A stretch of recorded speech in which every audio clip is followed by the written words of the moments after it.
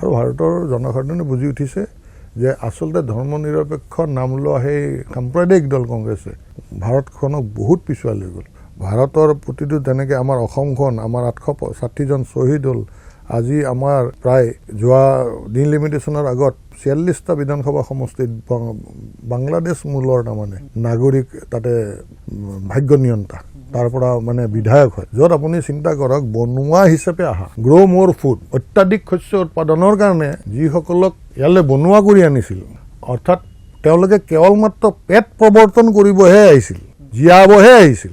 আজি তেওঁলোক আহি আমাৰ শাসক হৈ গ'ল 46টা সমষ্টিত। এতিয়া আফটাৰ ডিলিমিটেশ্যন এতিয়া তাৰ সংখ্যা হ্ৰাস হৈছে। অকল ভোট বেংকৰ ৰাজনীতি তাৰমানে খালী ভোট বেংকৰ ৰাজনীতি, অকল ভোটৰ লিষ্টত নাম সন্নিৱিষ্ট কৰি কৰি সমগ্ৰ অসমীয়া জাতিটোক, বিশেষ ভাৰতবৰ্ষৰ প্ৰেক্ষাপটত নকওঁ, অসমৰ সমগ্ৰ অসমীয়া জাতিটোৰ ভৱিষ্যত প্ৰজন্মক ধ্বংসৰ মুখলৈ লৈ গ'ল এই কংগ্ৰেছে।